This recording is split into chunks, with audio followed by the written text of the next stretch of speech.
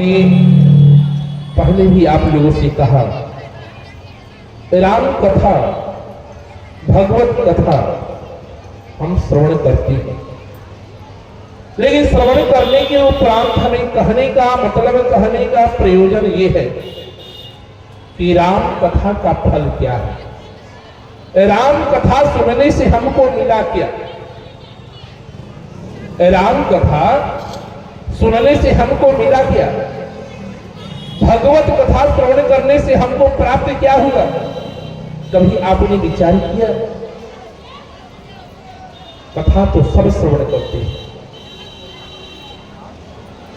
राम कथा, भागवत कथा सब श्रवण करते हैं, लेकिन इस भगवत कथा को, राम कथा को किसने अपने जीवन में धारण किया, पहले यह विचार करने वाली बात है। कहीं अंत में ये पता न लगे कि कहीं हम राम कथा सुनने के लिए बैठे थे तो किस तरह से बैठे थे। तो एक कोरा कागज होता है और एक कार्बन कागज होता है। अगर कोरे कागज पे कुछ लिखा जाए तो अपने ऊपर ग्रहण करता है। किसके ऊपर ग्रहण करता है? हम जो लिखेंगे वही उस पर अंकित रहता है। लेकिन वही अगर कार्बन कागज पे अगर लिखा जाए तो कार्बन कागज का मतलब क्या होता है? मेरे ऊपर लिखो, लेकिन हम रखेंगे, हम छोड़ देंगे पीछे। तो जा करके दूसरे पन्ने पे अंकित होता है, उसके ऊपर कुछ भी लिखिए लेकिन उसके ऊपर कोई प्रभाव नहीं पड़ता है। तो सत्संग में बैठिए तो कार्बन कागज बन करके बैठिए, अगर बैठना है तो कोरा कागज बन करके बैठिएगा। और जब तक कोरा कागज नहीं बनिएगा ना, तब तक ये राम कथा आपको मिलने वाली, आप रोज सुनिए ना। आज तो कथा टीवी पे भी सुनने को मिल रहा है, दूरदर्शन पे भी देखने को मिल रहा है, सुनने को मिल रहा है, यहां भी मिल रहा है, लेकिन मिलने के पश्चात किसने ग्रहण किया, पहले ये सोचने वाली बात है। हमने उस दिन बताया था परसों कि कैकेयी के विषय में केवट क्या कहा कि कैकेयी नंदनी मंदमती कठिन कुटिल फन जा, यही ना कहा था। केवट कैकेयी को दोष देने लगा, लेकिन जैसे ही केवट कैकेयी को दोष देना शुरू किया तो लक्ष्मण जी ने केवट को रोका कि केवट, इसमें कैकेयी का कोई दोष नहीं। जैसे लक्ष्मण जी जैसे व्यक्ति ने केवट को समझाया तो केवट ने कहा कि भाई ये दुख किसने दिया। तो लक्ष्मण जी ने केवट को सिखाया कि केवट कोई किसी को दुख नहीं देता है, कोई किसी को सुख नहीं देता है। तो बड़ी ध्यान से सुनिएगा आप लोग, नहीं तो फिर बाद में ये ना कहिएगा कि बाबा मेरे जीवन में ऐसी संकट आ रही है, मेरे जीवन में ऐसी विपत्ति आ रही है। विपत्ति तो आएगी ही। जो राम कथा में बैठे और राम कथा ना सुने तो उसकी दशा कैसी होगी? तो सती की जैसे। सती राम कथा में बैठी और राम कथा को नहीं सुनी, जिसके कारण सती की दशा क्या हो गई? अपने शरीर को प्रणाम करना पड़ा। करना पड़ा कि नहीं करना पड़ा? करना पड़ा। माइक बंद कर दीजिए, किसके पास है? बिल्कुल माइक बंद कर दीजिए। सती को करना पड़ा, लेकिन एक विचार करने वाली बात और है। क्या है? भगवान शंकर जैसे व्यक्ति सती को समझाना। अब बताइए कि देवाधिदेव महादेव, भला वो जिसको समझाए, और दुनिया में कौन ऐसा व्यक्ति होगा जो न समझे? अगर मूड भी होगा, जड़ भी होगा ना, तो भगवान शंकर की कृपा से वो समझ जाएगा। लेकिन भगवान शंकर के साथ सती जो है सदा सर्वदा अहरनिश अपने पास, सती उनके पास रहती थी, लेकिन भगवान शंकर समझाए लेकिन सती न समझे, जिसका परिणाम क्या हुआ? सती को अपने जीवन को त्याग करना पड़ा। राम कथा, भगवत कथा की इतनी बड़ी कृपा है कि व्यक्ति का बिगड़ा हुआ जीवन भी सुधर जाता है। लक्ष्मण जी ने केवट से यही कहा कि कौन काऊ सुख दुख कर दाता, कि कोई किसी को दुख नहीं देता है, कोई किसी को सुख नहीं देता है। और हम क्या कहते हैं जी कि भगवान बड़ा मेरे ऊपर विपत्ति की है, कहते हैं ना कि नहीं कहते हैं? कहते हैं भगवान ने हमको बड़ा दुख दिया है, फलाना व्यक्ति ऐसे कर रहा है वो बड़ा सुखी है। बिल्कुल नहीं, सबको अपने कर्म का फल जो है वो भुगतना पड़ता है। हम नहीं कर रहे, शास्त्र कहता है कि कर्मणा जायन्ति जन्तु कर्मणैव विलीयते दुःखम सुखम भयम क्षेमम कर्मणैव अधिपत्यते, कि कर्म से ही व्यक्ति के जीवन में दुख और सुख की प्राप्ति होती है। कोई न किसी को दुख देता है न कोई सुख देता है, सभी को अपने जीवन में अपने कर्मों का फल भुगतना पड़ता है। अगर परमात्मा को भागवत की कथा सुनी होगी आपने, भगवान श्री कृष्ण को सब लोग जानते हैं, कुंती को भी सब लोग जानते हैं। इस बात को बड़ी गौर से आप सुनिएगा। कुंती तो भगवान श्री कृष्ण से मांगती है कि प्रभु आप मुझे दुख दे दीजिए। भगवान श्री कृष्ण से कुंती मांगती है कि प्रभु आप मुझे दुख दे दीजिए, लेकिन भगवान श्री कृष्ण ने कुंती को दुख दिया क्या? मांगते रह गई कुंती कि मुझे दुख चाहिए। भगवान श्री कृष्ण ने दोनों हाथ उठा दिया कि कुंती मेरे पास सब कुछ है लेकिन मैं तुझे दुख नहीं दे सकता हूं। कुंती ने कही क्यों? कुंती ने पूछी कि आप पहले ये बताइए कि दुख किसे कहते हैं, सुख किसे कहते हैं?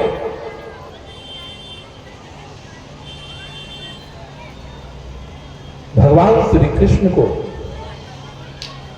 कहना पड़ा। कुंती क्या पूछती है कि विपदा नैव विपदा, क्या विपत्ति को विपत्ति कहते हैं? भगवान श्री कृष्ण ने कहा कि नहीं, विपदा नैव विपदा संपदा नैव संपदा, कि क्या संपत्ति को संपत्ति कहती है? भगवान श्री कृष्ण को कहना पड़ा कि विपत्ति को विपत्ति रही, संपत्ति को संपत्ति रही, तो किसको कहते हैं? तो नारायणों विस्मृति विपदा, कि जिसके जीवन में नारायण की विस्मृति हो जाएगा उसके जीवन में उसी दिन विपत्ति आ जाएगी। नारायणों स्मृति संपदा, कि नारायण की स्मृति ही हमारे जीवन की सबसे बड़ी संपत्ति है। इधर भगवान श्री कृष्ण कहते हैं और इधर हनुमंत लाल जी भी कहते हैं। क्या कहते हैं कि कहा हनुमंत विपत्ति प्रभु सोई, जब जब सुमिरन भजन न, जिस दिन मेरे जीवन से भजन समाप्त हो जाए ना उसी दिन मेरे जीवन में विपत्ति का आगमन हो जाता है। भगवत भजन से हमारे जीवन में जो कष्ट आता है ना, अगर पहाड़ जैसी कष्ट हो और भजन कर रहे हैं ना तो पहाड़ जैसा कष्ट सीधे छोटा बन जाता है, जो जिसके कारण दुर्घटना तो होती है लेकिन वो कट जाता है। ये भगवत भजन का प्रभाव है। यही बात लक्ष्मण जी ने केवट से कहा कि कोई न काऊ सुख दुख कर दाता और निज कृत कर्म भोग सब। अब विचार करते भला भगवान ने कौन ऐसा कर्म कर दिया कि जिसके कारण इन्हें दुख झेलना पड़ा? लक्ष्मण जी ने कहा कि इन्हें भी अपने कर्मों का फल जो है भोगना है। जब नारायण को अपने कर्मों का फल भोगना है तो हम किस तरीके हैं जी? हम कहें कि हमें कर्म न मिले, हमें कर्म फल न मिले, ये हो ही नहीं सकता।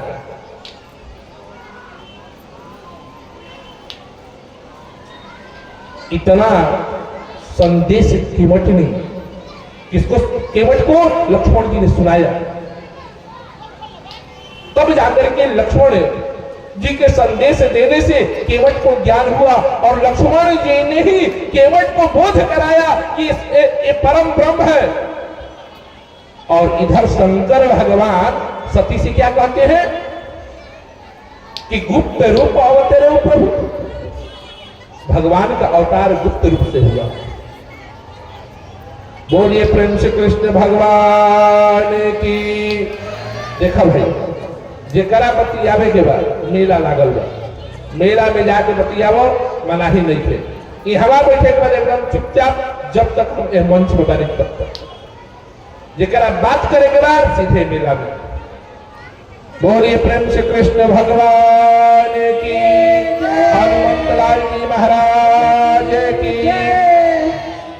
तो केवट को लक्ष्मण जी ने बोध कराया कि ब्रह्म है, विचार करने वाली बात। भगवान का अवतार कैसे हुआ? गुप्त रूप से।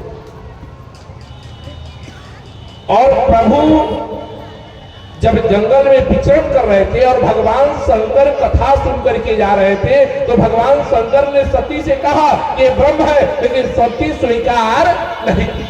विचार कीजिए, भगवान शंकर के साथ रहते हुए भी हमें भगवान के दर्शन न हो तो फिर रहने से क्या फायदा? लेकिन वही केवल लक्ष्मण के साथ रहने के बाद, लक्ष्मण जैसे व्यक्ति के साथ रहने के बाद उस ब्रह्म को पहचान लेता है। कैसे? तो सत्संग को श्रवण करने से। सत्संग हमारे जीवन की मार्ग को प्रशस्त करता है। सत्संग, हमने प्रथम दिन भी यही कहा था कि सत्संग जो है, जो हमारे जीवन के मार्ग को प्रशस्त करती है। और जब तक सत्संग नहीं श्रवण करेंगे ना, मेरे जीवन का मार्ग प्रशस्त होने वाला नहीं है। आज के परिवेश में हम ज्ञान में जी रहे हैं। आज के परिवेश में हम ज्ञान में जी रहे हैं। ज्ञान कैसा होना चाहिए? पहले विचार करने वाली ये बात है कि ज्ञान कैसा होना चाहिए। हम लोग पढ़ते थे, सा विद्या या विमुक्ते, कि विद्या वही है जो हमें कल्याण करे। विद्या किसको कहते हैं? कि जो हमें विद्या हमारे जीवन में आ जाए और हमारे जीवन को कल्याण करे, वही विद्या है। और जो विद्या हमारे जीवन में आए और मेरे जीवन को कल्याण न करे ना, उसे विद्या नहीं कहते हैं।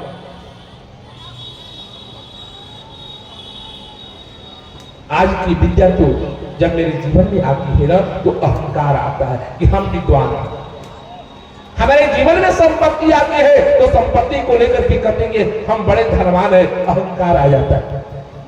भगवान जिसको जितना देते हैं और जिसके जीवन में अधिक आ जाता है ना, तो अहंकार आ जाता है। और जिसके जीवन में अहंकार आ जाता है ना, उसके जीवन के मार्ग प्रशस्त नहीं होता है, उसके जीवन का मार्ग जो है अवरुद्ध होता है।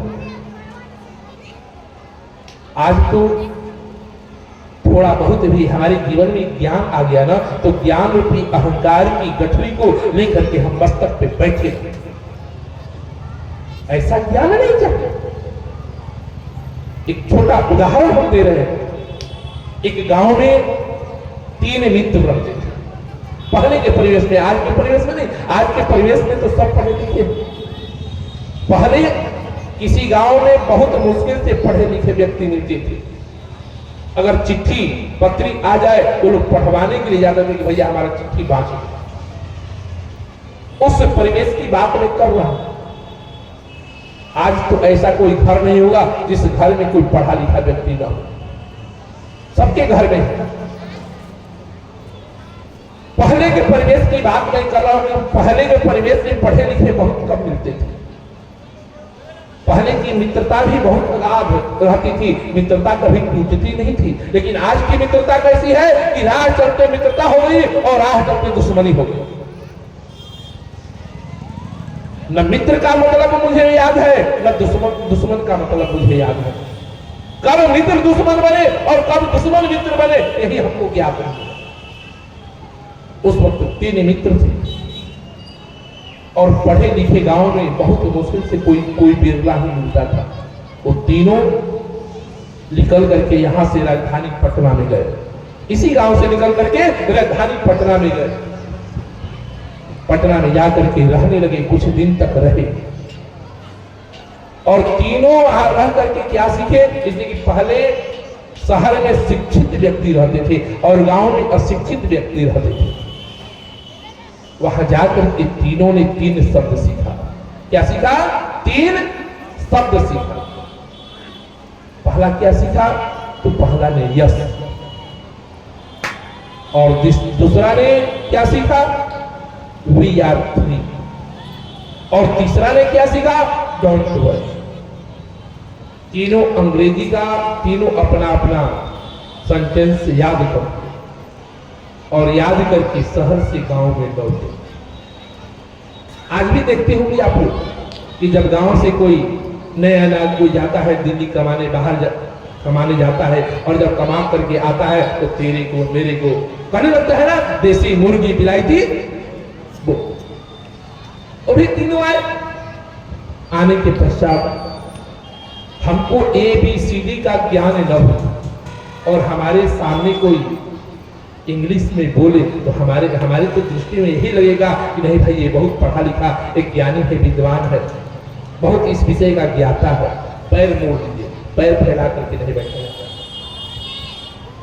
तो तीनों जब आए तो तीनों जहां जाते थे तो एक कहता है यस, दूसरा कहता है वी आर फ्री, तीसरा कहता है डोंट वरी। पूरे गांव में हो गया कि भाई शहर से पढ़ करके आए हैं, अंग्रेजी के ज्ञाता है। अब गांव वाले को कुछ भी हो तो लोग उसी के पास जाते। इसी की जब गांव में बड़े चतुर व्यक्ति रहता है, कोई बुद्धिमान रहता है, तो व्यक्ति उसके पास जाता है पूछने के लिए, समझने के लिए। अब तीनों के पास सब लोग जाने लगे, लेकिन गांव वाले यश से जितना परेशान नहीं थे, वी आर फ्री से जितना परेशान नहीं थे, सबसे ज्यादा परेशान डोंट वरी वालों से परेशान था। कोई भी आवे डोंट वरी, डोंट वरी। अब सब परेशान है, डोंट वरी का मतलब समझ में आए तब तो। अब तीनों गांव से निकल करके गांव के बाहर तीनों अपना एक जगह मकान बना लिए कि भाई कहीं अलग हो गए तो भूल जाएंगे, हमारी इतनी धाक है। तीनों एक जगह मकान बना ली और बनाने के बाद एक दिन का समय और संयोग न कहा जाए, किसी के घर में चोरी हो गई। चोरी पड़ा तो हल्ला हुआ कि भाई चोर चोर चोर, चोरी हो गया, चोरी हो गया। तो अब चोरी जब हुआ तो संदेश को थाना में गया, थाना में जब गया तो पुलिस उधर से चला। तो पहले पुलिस की वर्दी को लेकर के डर के मारे सब लोग भागते थे। आज कौन पुलिस से डरता है जी? पुलिस को ही दो चार हाथ दे दो, भले पीछे जो होगा देखा जाएगा। लेकिन जब पुलिस वाले चले कि भाई चोरी है तो हमको जाना है, अब गांव के लोग डर के मारे कि पुलिस से अगर बात करेंगे, अगर कहीं उल्टी सीधी हमने बात की तो कहीं 2000 डंडा न दे, कहीं हमको जेल में बंद न कर। अब सब गांव वाले दौड़े दौड़े कि कहां गए? तो तीनों के पास, यस, वी आर फ्री और डोंट वरी के पास। गांव वालों ने विचार किया हमारे गांव में कोई पढ़ा लिखा नहीं, ये अंग्रेजी के वक्ता है, चलो कम से कम हमारे गांव की तो इज्जत प्रतिष्ठा बढ़ेगा कि हमारे गांव में इंग्लिश में बात करने वाला भी कोई है। सब मिलकर के तीनों के पास जब गए तो तीनों ने देखा कि गांव वाले आ रहे हैं, सुबह की बेला है। जब गांव वाले गए तो गांव वाले ने कहा कि भाई ऐसी ऐसी बात है, पुलिस आया है और पुलिस से बात करने की क्षमता हम लोगों की नहीं है, आप लोग पढ़े लिखे हैं, आप लोग बात करेंगे तो हमारे गांव की प्रतिष्ठा बढ़ेगी, रुतबा बढ़ेगी कि भाई इस गांव में इंग्लिश के ज्ञाता है। तीनों को लगा कि चलो कम से कम हम गांव में तो पूछे जा रहे हैं, समाज में तो पूछे जा रहे हैं। आजकल तो सबसे बड़ी पूछ की जरूरत है। अगर आज के परिवेश में किसी को हम न पूछेगा तो ये भी मामला गड़बड़ है, ये भी मामला गड़बड़। अब तीनों क्षण गांव वाले पीछे पीछे और उस तीनों को आगे। अब उधर पुलिस आई थी, पुलिस को लगा कि गांव वाले चोर को पकड़ के रखे हैं, गांव वाले चोर को पकड़ के रखे और इन तीनों को पकड़ के ला रहा है। और जब तीनों को आगे करके ले गए तो पुलिस ने पूछा कि तुम लोग चोर हो? तो पहला ने कहा कि यस। पुलिस ने क्या पूछा कि तुम लोग चोर हो? तो पहला ने कहा कि यस। उसने कहा कि तुम लोग कितने थे? तो वी आर फ्री। पुलिस ने कहा कि पकड़ लो, तो तीसरा ने कहा कि कोशिश करो। ऐसा ज्ञान न हो कि जो हमारे ही पैर पे कुल्हाड़ी चल जाए, हमारे ही पतन का मार्ग हो जाए। ज्ञान इस तरह का होना चाहिए कि हमारे ज्ञान से अपना तो कल्याण हो, लेकिन हमारे ज्ञान से लोगों का भी कल्याण हो। ज्ञान वैसी होनी चाहिए। लेकिन आज के परिवेश में हम उस ज्ञान में नहीं जी रहे कि साफ विद्या या विमुक्त है। आज इतना ज्ञान हमारे जीवन में आ गया है, इतना ज्ञान आ गया है कि हम गांव के सबसे बड़े शिक्षित है, एजुकेटेड आदमी है, लेकिन वैसे घर में अगर जाएंगे ना तो जितनी शिक्षा हमारे जीवन में मिल रही है ना उतना ही हमारे जीवन के संस्कार गिरते जा रहे। पहले शिक्षा नहीं थी लेकिन संस्कार था, अगले ही था।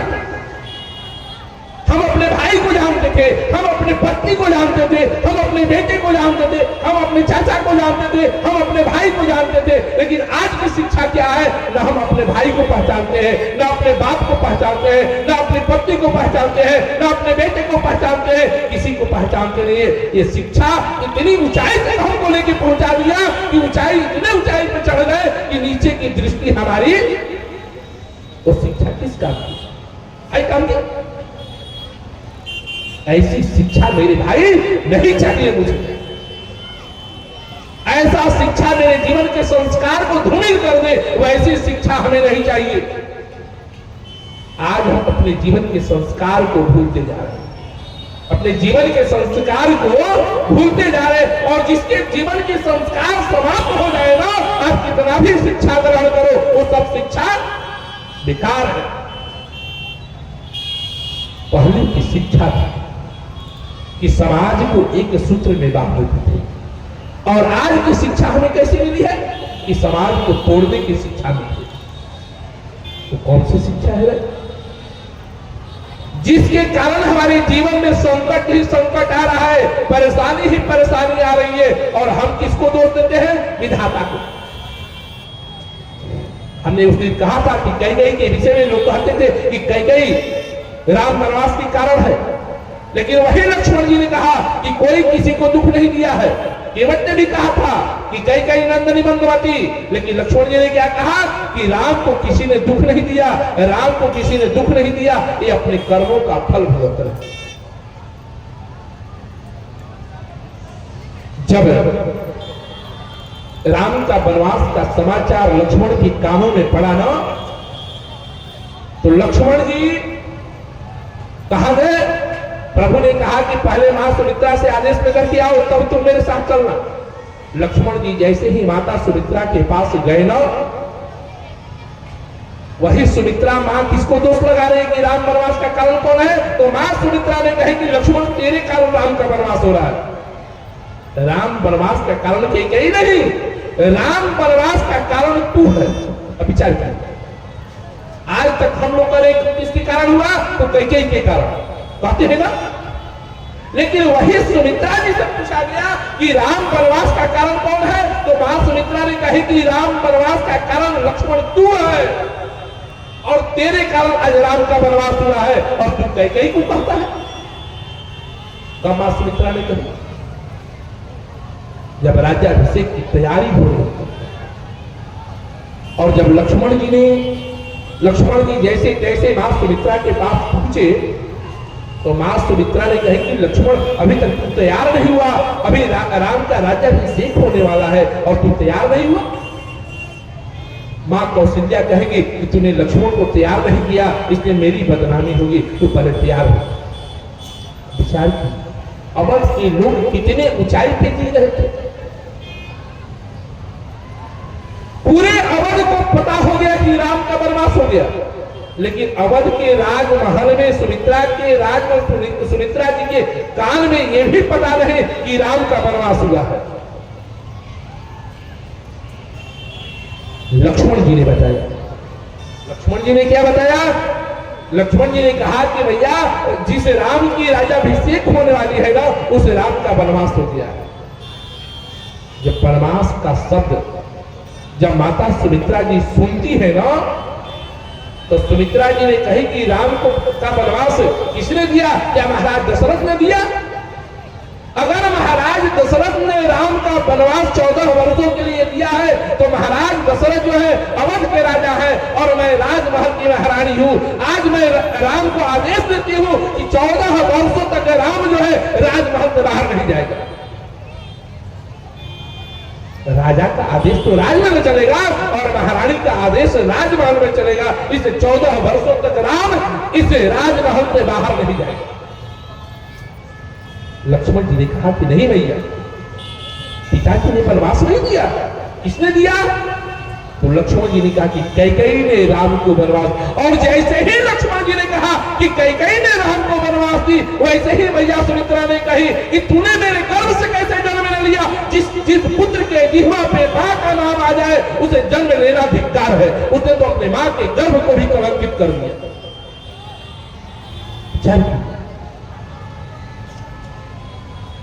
जिस पुत्र के जिह्वा पे मां का नाम आ जाए उसने अपने मां के गर्भ को कलंकित कर दिया। उसे पुत्र कहलाने का अधिकार नहीं है।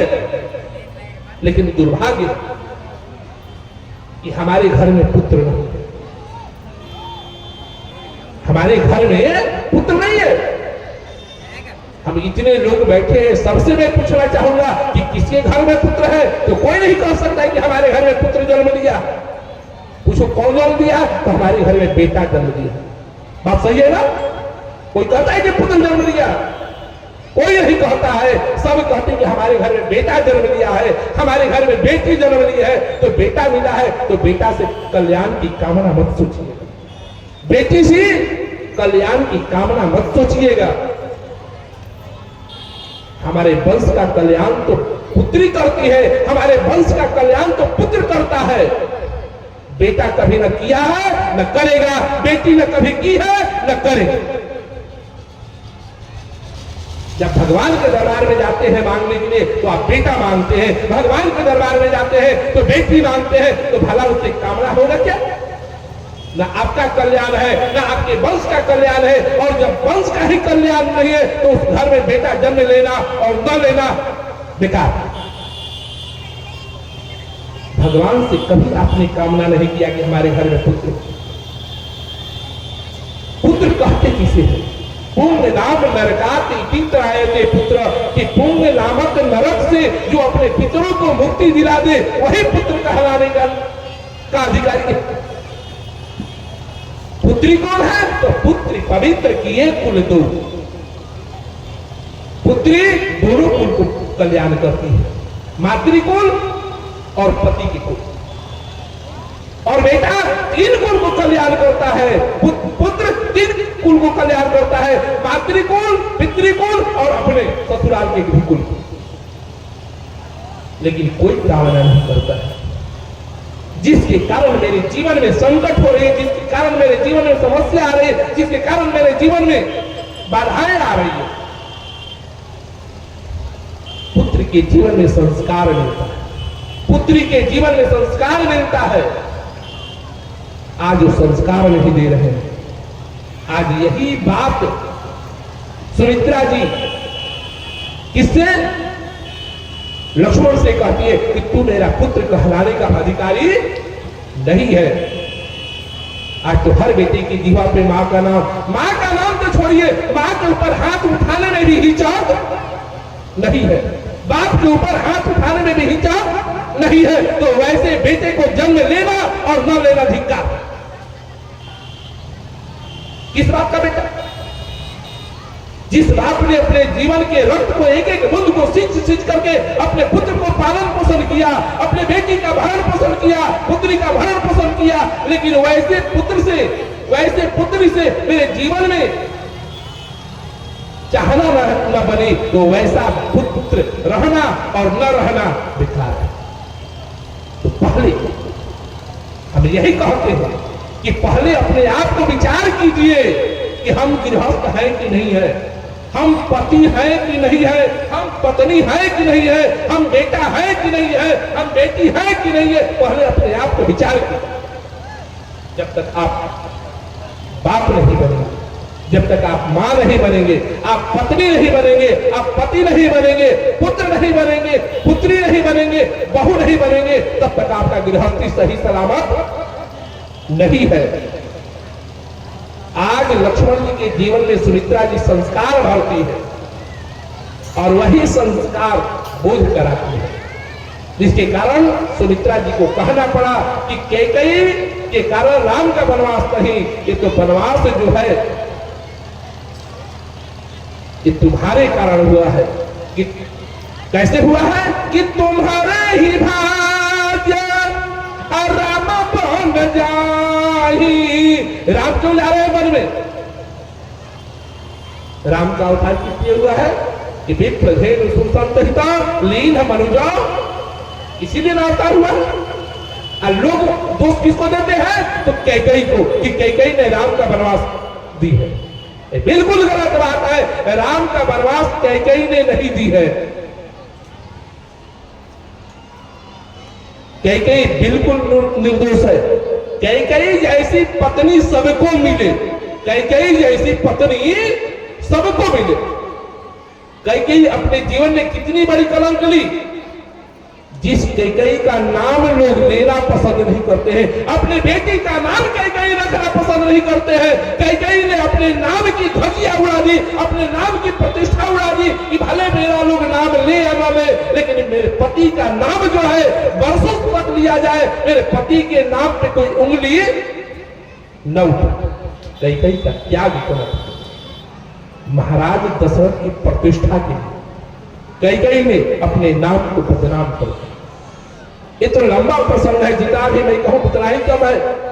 केवल संक्षेप में मैं बता देता हूं कि कैकेयी कोई निर्णय लेने का कारण क्या था। जब महाराज दशरथ ने राम को राज्याभिषेक की तैयारी कराई ना, तो कैकेयी महाराज दशरथ को याद दिलाई। कौन सी बात? कि जब महाराज दशरथ शनि के ऊपर चढ़ाई किए थे ना, और जब शनि के ऊपर विजय की प्राप्ति किए तो खुशी ने शनि के दृष्टि में आ गई, जिसके कारण उनका रथ जलते हुए नीचे गिरने लगा। तो गिद्धराज जटायु ने उनके रथ को नीचे उतारा और महाराज दशरथ के प्राण की रक्षा की।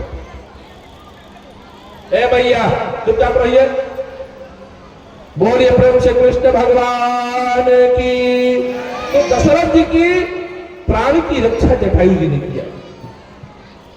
महाराज दशरथ ने जटायु को अपना मित्र बनाया, और मित्र बनाने के बाद जटायु ने अस्वीकार किया, लेकिन महाराज दशरथ जी ने कहा कि मैं तुझे मित्र बना रहा और मित्रता का निर्वहन मैं करूंगा, तुझे करने की जरूरत नहीं। महाराज दशरथ जी ने जटायु से कहा कि भाई तू मेरा मित्र है, आज तू मुझसे कुछ मांग ले। जटायु जैसा ज्योतिषी कोई नहीं हुआ है आज तक। जटायु जी ने से महाराज दशरथ जी ने कहा कि तू मुझसे कुछ मांग। जटायु जी ने कहा कि मैं क्या मांगू? नहीं, तुझे मांगना पड़ेगा मित्रता के नाते। जटायु जी ने कहा कि महाराज अगर आप मुझे देना चाहते हैं तो आपका जो पहला पुत्र होगा वो मुझे दे दीजिएगा, पहला पुत्र मुझे दे दीजिएगा। महाराज दशरथ जी ने कहा कि बिल्कुल। और ये बात आकर की कैकेयी को महाराज दशरथ जी ने बताया था। राम किसके? तो राम को महाराज दशरथ ने कैकेयी महाराज दशरथ ने जटायु के लिए दे दिया था कि ये राम जटायु का पुत्र है, लेकिन राम को मालूम नहीं था। राम को मालूम कब हुआ?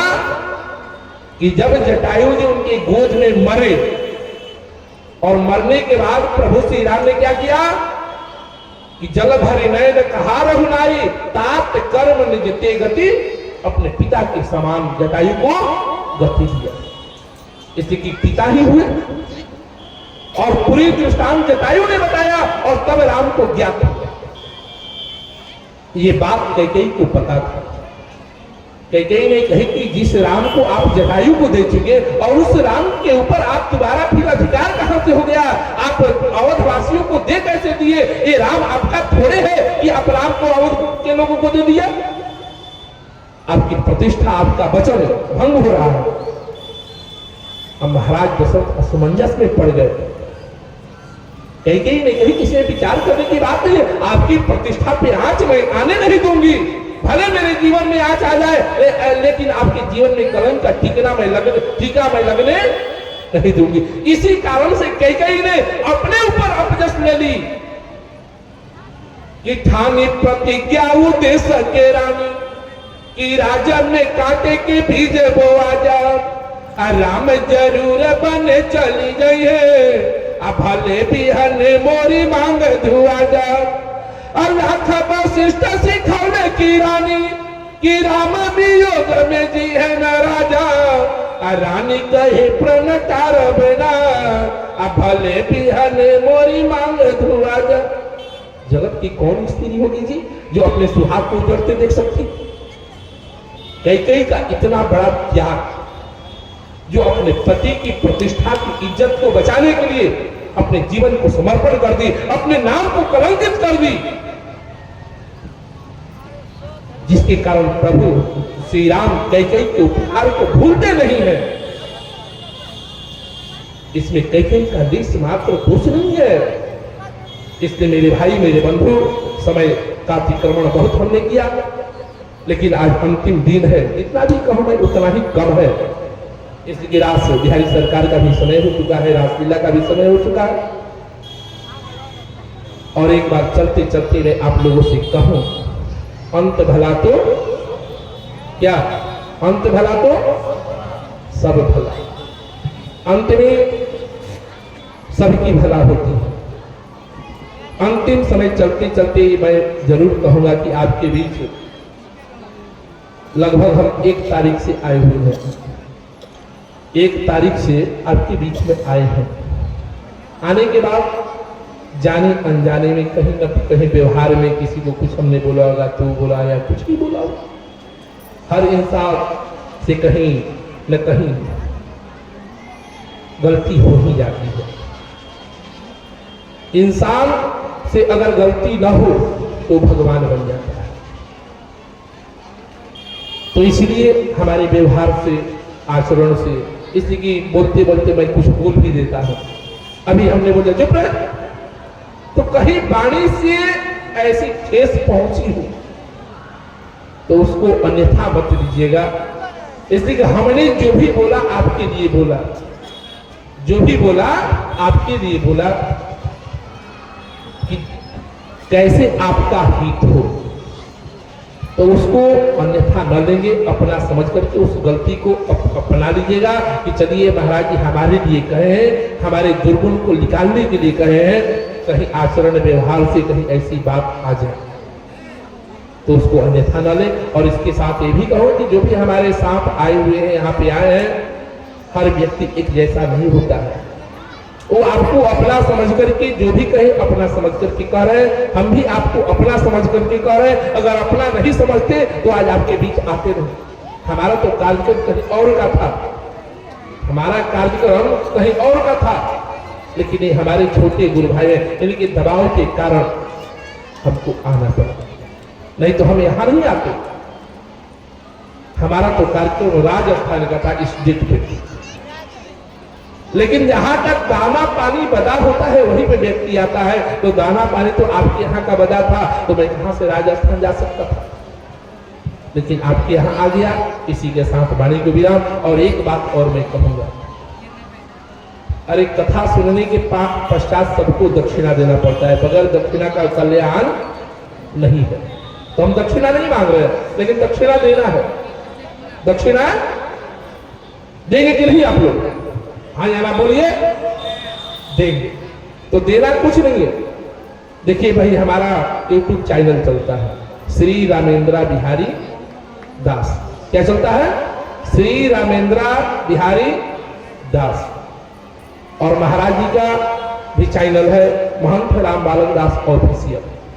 ये दोनों चैनल आप सभी लोग सब्सक्राइब करेंगे और बेल आइकन बटन को दबा देंगे, और आप लोग इसको जरूर करेंगे। यही आप लोग की दक्षिणा है। और बगैर दक्षिणा का कल्याण नहीं है। बगैर दक्षिणा का आप सोचिए, कथा सुनकर के दक्षिणा न दे तो आपको कल्याण हो जाएगा, नहीं, दक्षिणा देना है। और दक्षिणा में यही है कि आप लोगों को हमारा चैनल, YouTube चैनल सब्सक्राइब करना है। क्या करना है? ला, अब बोले ना करी हेलो क्या माटी के देवता। अरे भगवान मुंह दरबार ने मुंह से बोल दिया, अरे कौन चाहे मतलब तो झूठा सवासनो तो देवे के चाहिए। अरे साचो ना तो झूठा के कर। हाँ हाँ, ये बात है। क्या नाम से? तो श्री रामेंद्र बिहारी दास। हम हरिद्वार रहते हैं, और महाराज जी का चैनल क्या है? महंत राम बालक दास ऑफिशियल। महंत राम बालक दास ऑफिशियल। इसी के साथ वाणी का विराम और सभी राम भक्तों को जय।